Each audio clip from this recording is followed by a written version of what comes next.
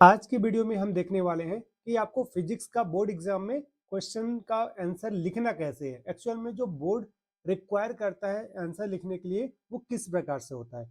तो ये जो आप देख रहे हैं ये आदर्श उत्तर यानी ये बोर्ड में यानी जो जब भी एग्जाम हो जाता है बोर्ड में कॉपी चेक करने के लिए ये हम लोग को आंसर शीट दिया जाता है। तो इसमें से आपको ये पता चल जाएगा कि बोर्ड एक्चुअल में कितने नंबर के लिए कितना आपको लिखना जरूरी है। ठीक है, कि बोर्ड कितना रिक्वायर करता है कि अगर 2 नंबर के क्वेश्चंस के आंसर हैं तो आपको कितना लिखना है। ठीक है, आपको बहुत सारे कंफ्यूजन होते हैं कि 5 नंबर वाले में उसका एक्सप्लेनेशन करना है या नहीं करना है, उसका डिटेल लिखना है या नहीं लिखना है। तो इस वीडियो को अंत तक आप देखिए, आपके सारे कंफ्यूजन दूर हो जाएंगे और आप 2026 के लिए बहुत बेहतरीन आप तैयारी कर पाएंगे एग्जाम के लिए। ठीक है, तो चलिए वीडियो को स्टार्ट करते हैं। तो आप सभी का स्वागत है आप हमारे YouTube चैनल स्टडी सर्कल 24 में। तो चलिए बिल्कुल स्टार्टिंग से हम देखेंगे सारी चीज़ों को, और इसके अलावा आपको कोई भी डाउट रहेगा तो आप वीडियो के कमेंट सेक्शन में कमेंट कर दीजिएगा, जिससे कि हम उसका आपको रिप्लाई नेक्स्ट वीडियो में हम जरूर दे देंगे। ठीक है, तो ये जो आप देख रहे हैं क्वेश्चंस पेपर ये आपका 2025 का है। हालांकि 2026 के लिए 2026 के लिए आपको पेपर पैटर्न चेंज कर दिया गया है, लेकिन बहुत सारी चीज़ें आपको ये आइडिया लग जाएगा कि 2 नंबर 3 नंबर और 4 और 5 नंबर के लिए आंसर कैसे लिखा जाता है। ठीक है, क्योंकि 5 नंबर और 2 नंबर के लिए कोई क्वेश्चन चेंज नहीं होते हैं। ठीक है, तो चलिए देखते हैं। सबसे पहले आप हम आपको दिखाएंगे प्रश्न। ठीक है, तो प्रश्न देख पाएंगे आप यहाँ पास। यहाँ देखिए ये आपके पास 2025 का फिजिक्स का पेपर है। ठीक है, अब यहाँ पास आपके पास क्वेश्चन, हालांकि जो पैटर्न था पहले 1 नंबर का 1 लाइनर आता था, तो लेकिन अभी भी आएगा। हालांकि इससे पहले आपको एक एक नंबर के 10 ऐसे क्वेश्चन होंगे जो ऑब्जेक्टिव होंगे, उसके बाद 5 ऐसे क्वेश्चन होंगे जो आपके 1 लाइनर क्वेश्चन होंगे। ठीक है, कि यानी एक लाइन में आपको आंसर देना होगा। राइट, तो इस प्रकार के यहाँ पास भी आपको प्रश्न देखने को मिल जाएगा। राइट, तो ये पहले प्रश्न देख लीजिए, फिर जैसे यहाँ पास अगर पहला प्रश्न देखेंगे तो दिया हुआ है कि परिणामी धारिता बढ़ाने के लिए संधारित्रों को किस क्रम में जोड़ते हैं। ये 1 नंबर के लिए है। In which order capacitors are connected to increase resultant capacitance. ठीक है, तो हम बात करेंगे जनरली 2 नंबर के क्वेश्चंस के लिए। ठीक है, ये आप जो आपके पास ये वाला क्वेश्चन है ये तो एक न्यूमेरिकल क्वेश्चन है, तो आपको एग्जैक्ट जितना है उतना ही लिखना पड़ता है। ठीक है, और उसी प्रकार से ये भी एक क्वेश्चन दिया हुआ है। एक अभिसारी लेंस के लिए फोकस दूरी ए है और एक अपसारी लेंस की फोकस दूरी बी है, एक साथ समक्षता संयोजित है, दोनों के परिणामी संयोजन की फोकस दूरी और प्रकृति बताना है, जबकि A equal to B is equal to, दोनों इक्वल हैं एक दूसरे के। ठीक है, focal length of the converging lens is A and the focal length of a diverging lens is B. Right, तो नेक्स्ट अगर आप देखेंगे इसके लिए जो कंडीशन दिया हुआ है कि they are arrange coaxially, right the resultant focal length and its nature when A is equal to V. अब इसमें देखिए इस क्वेश्चन की बात कर लेते हैं। जैसे यहाँ पास दिया हुआ है कि यहाँ पास अगर आप देखें क्वेश्चन है कि ओमीय प्रतिरोध और अनओमीय प्रतिरोध में 2 अंतर आपको लिखना है। Means write to difference between ohmic resistance and non ohmic resistance. तो इसमें आपको किस प्रकार से लिखने हैं, तो जनरली 2 ही लिखने हैं। तो देखिए इसका मैं आपको आंसर दिखाता हूँ जो बोर्ड निर्धारित करता है। ठीक है, तो उसको अगर आप देखेंगे तो कितने अंक यहाँ से देखेंगे आप कि ये आदर्श उत्तर जो कि बोर्ड टीचर्स के लिए ये प्रोवाइड कराया जाता है कि इससे देखकर आप आंसर मैच करके सारे क्वेश्चन के आंसर को आपको चेक करना है। ठीक है, तो देखिए यहाँ पास इसका प्रश्न का जो उत्तर है ओमीय प्रतिरोध और अनओमीय प्रतिरोध में 2 अंतर लिखा क्या गया है कि जो चालक ओम के नियम का पालन करते हैं, ठीक है, वो ओमीय प्रतिरोध होते हैं। अनओमीय में लिखा गया है कि जो चालक ओम के नियम का पालन नहीं करते। और दूसरा बी और आई के बीच खींचा गया ग्राफ एक सरल रेखा प्राप्त होता है। और यहीं पास दूसरा है अनोमीय प्रतिरोध के लिए वी और आई के बीच खींचा गया ग्राफ सरल रेखा नहीं होता है, यानी सरल रेखा में प्राप्त नहीं होता। ठीक है, तो देखिए एक अगर आप पॉइंट लिखेंगे 1 नंबर मिल जाएगा, उसी प्रकार से दूसरा पॉइंट लिखने के बाद दूसरा नंबर मिल जाएगा। ठीक है, 2 नंबर हो जाएंगे।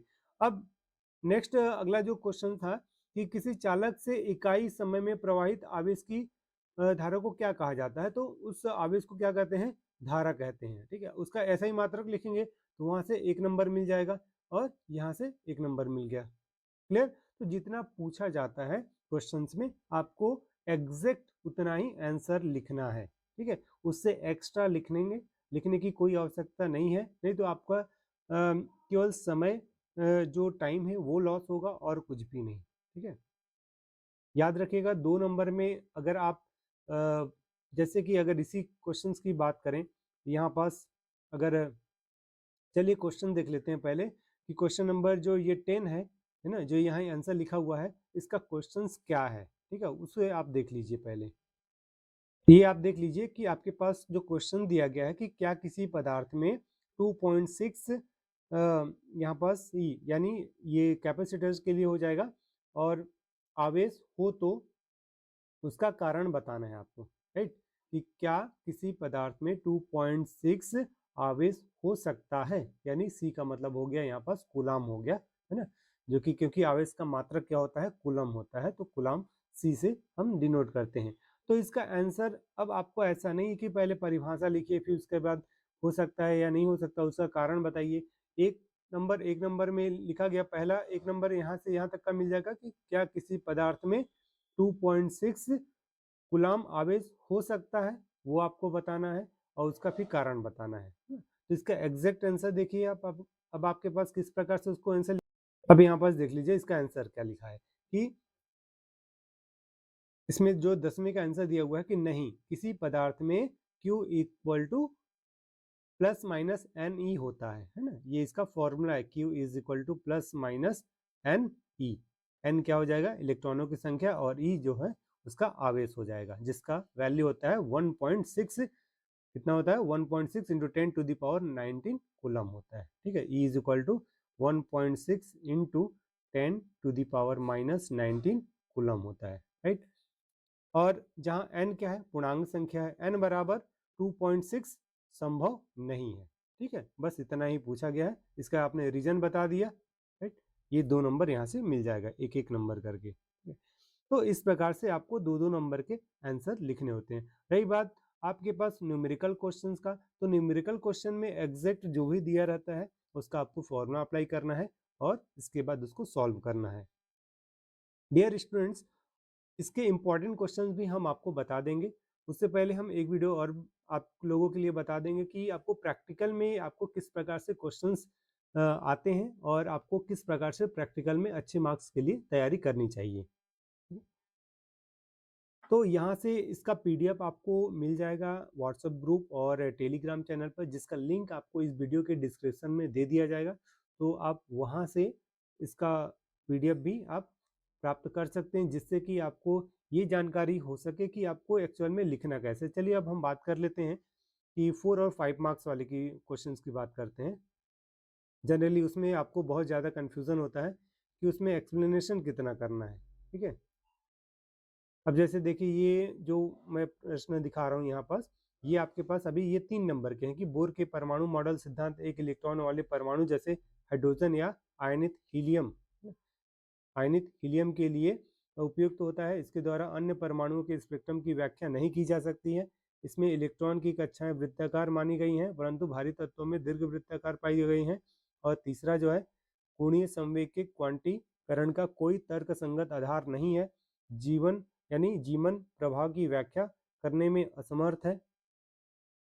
तो इस प्रकार से इसको ये आपको बताना है। और फिर 5वां पॉइंट है इसका कि अग्र अभिनत, है ना, यानी ये स्पेक्ट्रमी रेखाओं की सूक्ष्म संरचना की व्याख्या करने में असमर्थ है। ये जो अब आप यहाँ से देख रहे हैं, यहाँ 5 पॉइंट जरूर दिया गया है बोर्ड के द्वारा, लेकिन इसमें क्या लिखा गया है, इनमें से कोई भी आप अगर 3 लिख देते हैं तो आपको 3 नंबर मिल जाएगा। यहाँ पास लिखा है ना, इत्यादि कोई भी 3, मतलब ये जो 5 पॉइंट है, अगर कुछ लोग ऐसा भी याद करते हैं जो छोटे छोटे पॉइंट होते हैं उन्हें याद कर लेते हैं, तो आप उसे लिखेंगे तो नंबर मिल जाएगा। ठीक, अब इसी प्रकार से अग्र अभिनत यानी फॉरवर्ड और जो है बैकवर्ड रिवर्स बेस पूछा गया है ना। तो यहाँ भी ये देखिए ज़्यादा कुछ नहीं लिखना है आपको। ठीक है, यहाँ पास अग्र अभिनत में क्या बताना है ये देख सकते हैं आपके पास, और बुक में देखेंगे और उसका आंसर काफ़ी लंबा चौड़ा है। लेकिन यहाँ पास आपको क्या लिखना है कि पी एन संधि डायोड का पी प्रकार का अर्धचालक धनात्मक विभव तथा एन प्रकार के अर्धचालक ऋणात्मक विभव पर होता है। ये आपने पहला पॉइंट बता दिया। दूसरा पॉइंट क्या बताएंगे, इस स्थिति में डायोड में धारा बहती है और इस स्थिति में डायोड का प्रतिरोध कम होता है और अवक्षय जो पर्थ है वो पतला होता है। ये 1.5 मार्क्स यहाँ से मिल गया इसके लिए। अग्राभिनत के लिए पश्चाभिनत इसी का पार्ट बता दीजिए कि पी एन संधि डायोड का पी प्रकार का अर्धचालक ऋणात्मक विभव तथा एन प्रकार का अर्धचालक धनात्मक विभव पर होता है। जस्ट उसी का अपोजिट आपको करना है, ठीक है। सेकंड पॉइंट कि इस स्थिति में डायोड में धारा नहीं बहती है और थर्ड पॉइंट है इस स्थिति में डायोड का प्रतिरोध अधिक होता है और छह परत मोटी होती है ना। तो इनमें से आप कोई भी 3 लिखेंगे तो आपको एग्जैक्ट नंबर मिल जाएगा, 3 नंबर, ठीक है। फिर ये गेट दिया, गेट अब आपके सिलेबस में नहीं है ना। फिर इस प्रकार से देखिए 5 नंबर वाले प्रश्न देख लीजिए जिसमें आपको काफ़ी कन्फ्यूज़न होता है, ठीक है। तो यहाँ पास देखते हैं समांतर प्लेट संधारित्र से रिलेटेड एक जो प्रश्न दिया है उसका आंसर आपको कैसे लिखना है, ठीक है। ये काफ़ी इंपॉर्टेंट हो जाता है आपके लिए। तो देखिए क्या दिया, पहले आपको डिटेल करना है ना, कि मान लेते हैं ए और बी एक समांतर प्लेट है जिसकी प्लेटों का क्षेत्रफल ए है। ये आपको कन्फ्यूज़न होता है कि इसको लिखना ज़रूरी है या नहीं है। आप डायरेक्ट क्या करते हैं, मैथमेटिकल ट्रीटमेंट आप करते हैं और आप चले आते हैं। तो यहाँ का जो है ना 1 नंबर वो कट जाता है आपका, ठीक है। तो इसलिए अकॉर्डिंग टू डायग्राम, डायग्राम के अनुसार आप ये जो एक्सप्लेनेशन दिया हुआ है इसको आपको करना जरूरी है, तब जाके आपको पूरे नंबर मिलेंगे, ठीक है। तो देख लीजिए ये आपके पास डायग्राम है यहाँ पास, है ना।